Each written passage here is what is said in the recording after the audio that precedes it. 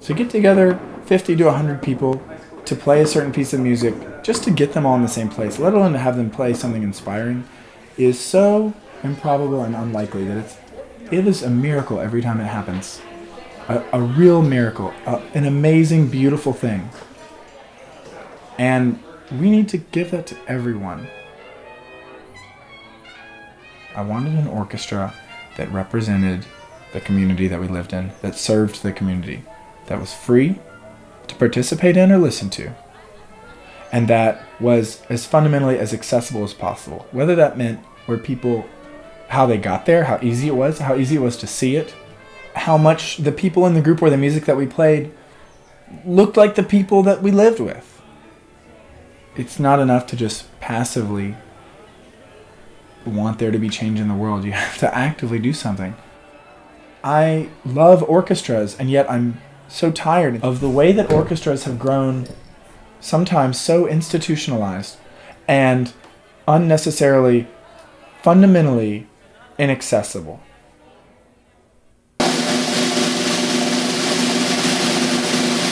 Here we go. Here we go. For memory. Look at me. 1, 2, 3, and.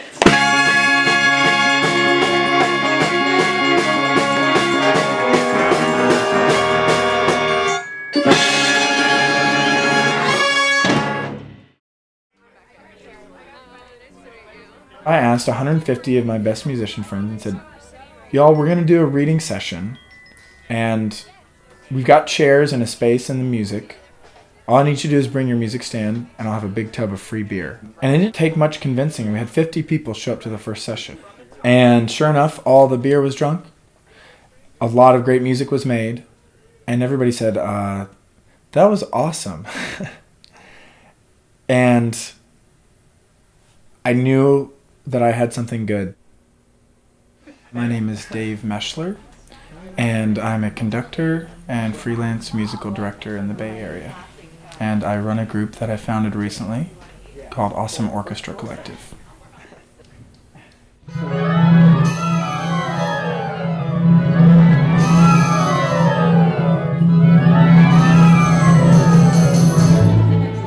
It's slowly grown from this just random thing, like a party that I put on at my house for fun, to, a monthly institution that people say, when's the next one? When's the next 4? Can you tell me the next 6 months, Awesome Orchestra? Because I don't want to plan anything so that I can be there.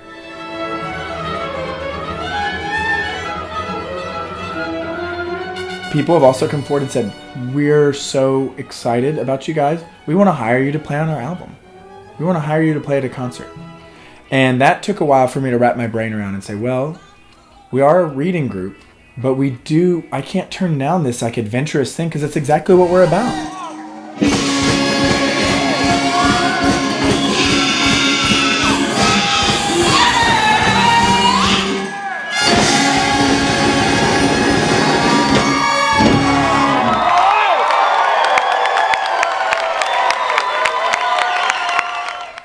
As long as there's an adventure to be taken and it needs an orchestra, we'll be there. And we don't exclude anyone. We don't say, no, you can't come play. You have to pass the audition. That's the exact opposite of what we want to do. We're about creating a culture of encouragement and a culture of empowerment. However, we do care about high musicianship. If you're going to sign up, you need to proficiently play your part. Some people, that means they can show up and sight read it perfectly the first time. Some people just know the music and they come in and they say, oh, I know this, it's fine. Other people, they get the music ahead of time and they just practice it for a week. People say, well, who gets to play first trumpet? I said, you guys work it out. I want it to be democratic. There's 2 ways to do 17. One way is to go yum, yada, da, da, da, da. When you're in rehearsal, even if you have a group who plays the notes perfectly the first time and all the rhythms, there's still just an infinite number of choices to make about how a piece can go. What should we do? It requires a little democracy. The latter. Straight into it. Really? Okay. Anybody think the aloof pause? Not a aloof pause, just a grand pause. Grand pause, raise your hand. I think the role of the conductor is sometimes like a politician or diplomat, in that you're making decisions for other people, sometimes with other people. I hate to stop a piece that's going well, but... And, you know, they're your constituents. You have to please them. You have to get them inspired. It's the job of the conductor to know the music better than anyone in the room. When a decision needs to be made, they can justify it. So right now we're kind of getting boom, and it's the group will reflect anything that the conductor does. And so if the conductor is tired and sick and not that inspired, the group will sound that way, no matter how good they are.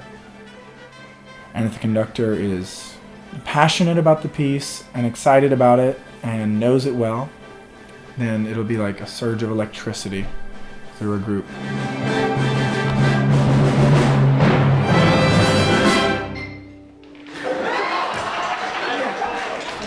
Raise your hand if you don't have a beer but would like one now. 4 cases of PBR doesn't cost that much. But if it means that a bunch more people, a dozen new people are going to come out, that's priceless.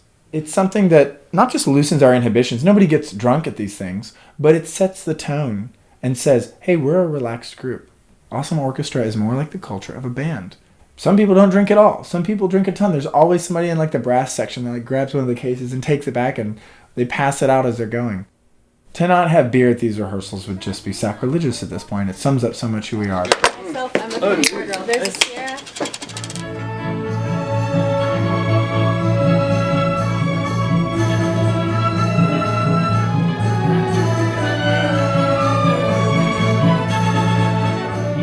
We're up there doing this to share a part of ourselves with each other. And so it's not about the music, it's about each other. Music just happens to be a really awesome conduit for that. And so when I realized that, I realized how important it was to make music with people that you care about.